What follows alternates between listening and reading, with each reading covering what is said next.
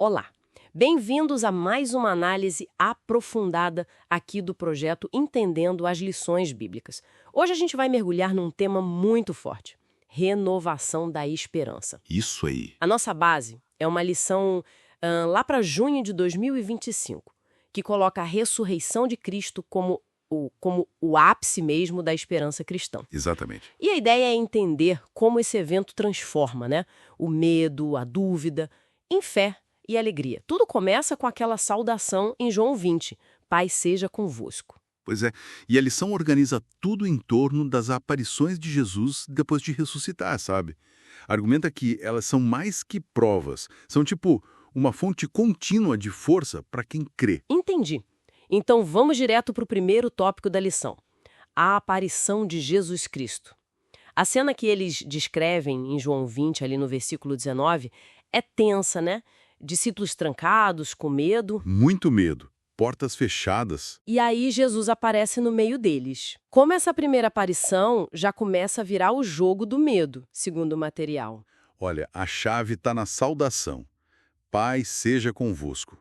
A lição, e ela se apoia no comentário bíblico Beacon para isso, diz que não é só um oi, é um lembrete, sabe? Um lembrete daquela paz que ele já tinha prometido antes, em João 14. Isso, exatamente. Uma paz que agora se mostra real, conquistada. Uma vitória sobre o que causava o medo deles, a hostilidade. Faz todo sentido.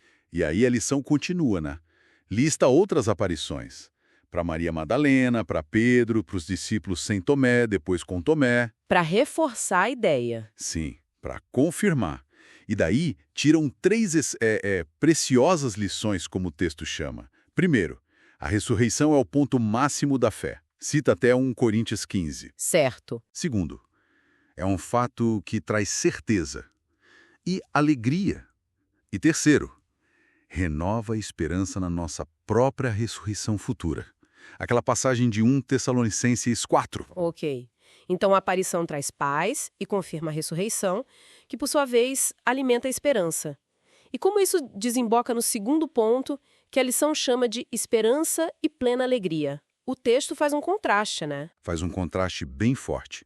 Lembra dos discípulos no caminho de Emaús, lá em Lucas 24? Sim, confusos, tristes. Pois é. A lição mostra que a presença de Jesus ressuscitado muda isso radicalmente. Cita João 20:20. Os discípulos se alegraram vendo o Senhor. A tristeza vira alegria. É uma transformação mesmo. E essa alegria e esperança, elas são conectadas com outras virtudes, certo? Sim, a lição amarra isso com o que Paulo fala, né? Fé, esperança, amor, lá em 1 Coríntios 13. E também com o fruto do Espírito, em Gálatas 5. A alegria é vista como parte essencial dessa vida no Espírito. E tem aquela parte da motivação na lição que traz isso para o nosso dia a dia, não é? Exato, ela faz essa ponte. Diz que, olha, os desafios que a gente enfrenta hoje, as dúvidas, os medos, não são tão diferentes dos deles. Uhum. E a sugestão é que a percepção dessa vida viva de Cristo hoje é o que continua transformando, trazendo esperança renovada, fé, mesmo quando a gente está fraco, sabe? Entendi. E a alegria, então, não é tipo a ausência de problema. Não, de jeito nenhum. É apresentada mais como uma capacidade, uma força que o Espírito mantém na gente, apesar das dificuldades. A esperança vira um motor, né? Certo. E isso nos leva ao terceiro ponto: a aparição de Jesus, convicção fortalecida. E o foco aqui é Tomé, uma figura muito humana, né? Muito. A lição não foge do ceticismo dele, do preciso ver para crer, lá em João 20:25. Aquela coisa de querer tocar as feridas. Isso. Mas o ponto alto é a virada dele. Quando ele finalmente encontra Jesus, a reação é total. Aquela declaração, Senhor meu e Deus meu. Poderosa essa declaração. Muito. E a lição, de novo, com o apoio do comentário Beacon, interpreta isso como um reconhecimento claro da divindade de Cristo, fazendo um link lá com o começo do Evangelho de João. O Verbo era Deus. Então a dúvida dele não é um problema, mas o caminho para uma fé mais profunda. É o que parece, né? O encontro dissipa a dúvida, resolve.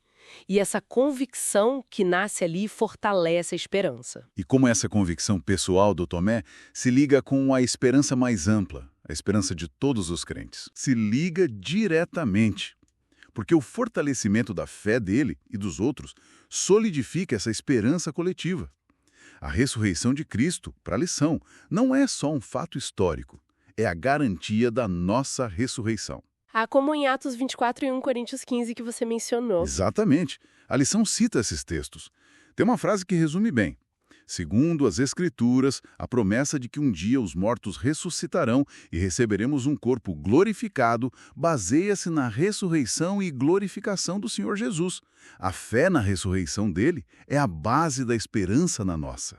Perfeito. Então, para a gente recapitular essa nossa análise, o material do projeto Entendendo as Lições Bíblicas mostra a ressurreição como a rocha firme da esperança, né?